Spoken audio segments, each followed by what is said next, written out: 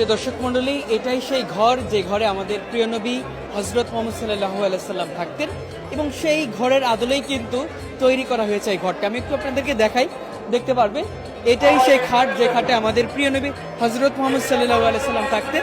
তবে এই খাটটি কিন্তু সেটার আদলেই তৈরি করা হয়েছে এবং এটাই মহানবী সাল্লাল্লাহু আলাইহি সাল্লামের ঘর। আমরা যদি একটু দেখানোর চেষ্টা করি দেখতে পারবেন একেবারে আমরা সেই 1400 বছর পিছনে চলে যেতে হবে।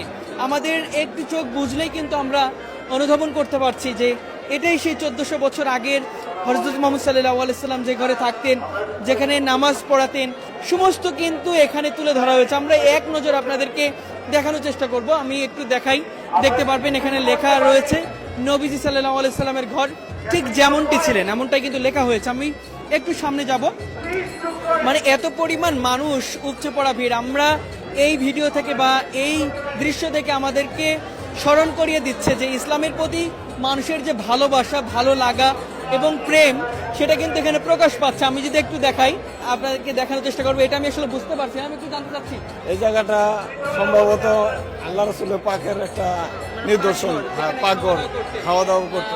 যেমনটি আসলে আমি শুনলাম।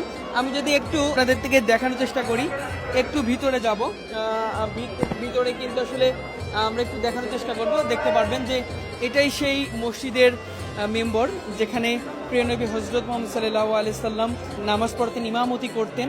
আমি আসলে এই দৃশ্য দেখে আমার নিজের কাছে আমি আবেগে আপ্লুত হয়ে পড়ছি যে আসলে আজকে নিজের চোখে সেই প্রিয় পবিত্র জায়গাটি দেখতে হচ্ছে। সেই জায়গা এখানে কিন্তু আমাদের প্রিয় নবী হযরত মুহাম্মদ সাল্লাল্লাহু আলাইহি সাল্লাম মেম্বরে বসতেন এবং এখান থেকে কিন্তু ইসলামের বয়ান সারা বিশ্ব কিন্তু ছড়িয়ে পড়েছে।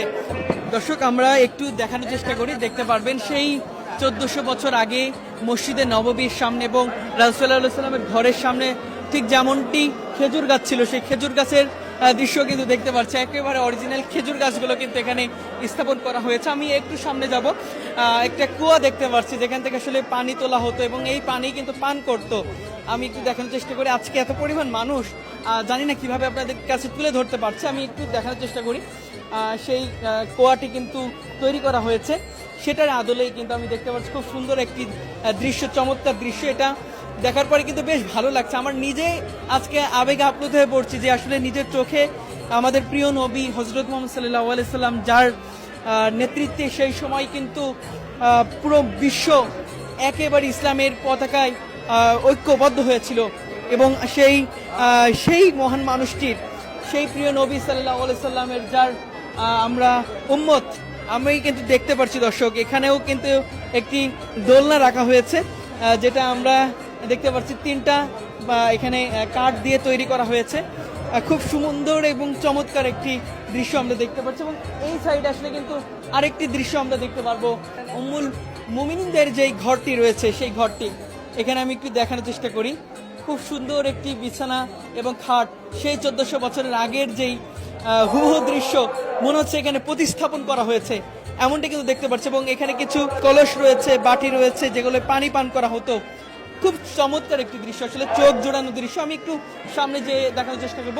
আমাদের ফাতেমা রাদিয়াল্লাহুর যে ঘরটি ছিলেন সেই ঘরটি কিন্তু এখানে, এত সুন্দর দৃশ্য। এখানে কিন্তু ফাতেমা রাদিয়াল্লাহু আনহা থাকতেন এবং তার ব্যবহৃত যেই জিনিসপত্রগুলো সেগুলো কিন্তু এখানে রাখা হয়েছে। এবং আমি একটু সামনে যাব, এটাই সেই মহানবী সাল্লাল্লাহু আলাইহি সাল্লামের ঘর।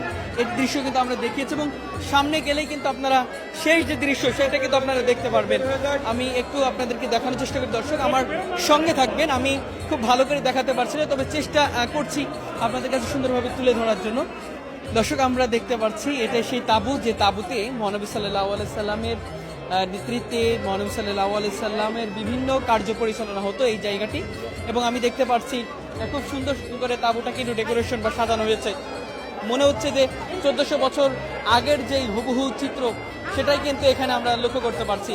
এবং এখানে দেখতে পাচ্ছি খুব সুন্দর একটি কর্নার করা হয়েছে এবং এখানে যদি আপনাকে দেখানোর চেষ্টা করি আপনাদের বুঝতে পারবেন যে এখানে কিন্তু খুব সুন্দর একটি পরিবেশ রাখা হয়েছে, যেটাকে আমরা বলি এখানে নাকি অনেক আল্লাহ রাসূলের যারা সাহাবী ছিলেন সেই সাহাবারা কিন্তু এখানে বসতেন, এখানে রেস্ট করতেন, এমনটাই কিন্তু আমরা শুনেছি। এবং সব মিলিয়ে যে দৃশ্য এখানে আমরা লক্ষ্য করতে পারছি, চমৎকার একটি দৃশ্য।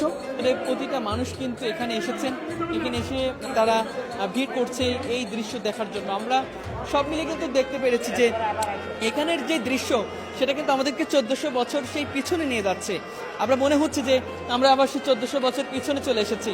আমরা কিন্তু অনেকেই সেই 1400 বছর দৃশ্যের কথা জানি না, তবে তারা কিন্তু এখান থেকে কিন্তু আমাদেরকে স্মরণ করিয়ে দিল যে না, 1400 বছর আগের সেই মহানবী সাল্লাল্লাহু আলাইহি সাল্লামের যে দৃশ্য, সেই দৃশ্য কেমন ছিল এবং সেই পবিত্র নববীর থেকে শুরু করে মহানবী সাল্লাল্লাহু আলাইহি সাল্লাম থাকার জায়গাটা কেমন ছিল, সেটার আদলেই কিন্তু এখানে সেই দৃশ্য রাখা হয়েছে।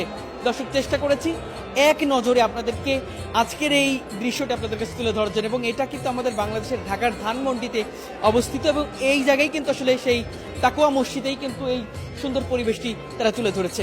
দর্শক, আবারও দেখা হবে, সেই পর্যন্ত সবাই ভালো থাকবেন, সুস্থ থাকবেন, সবাইকে আল্লাহ হাফেজ, আসসালামু আলাইকুম।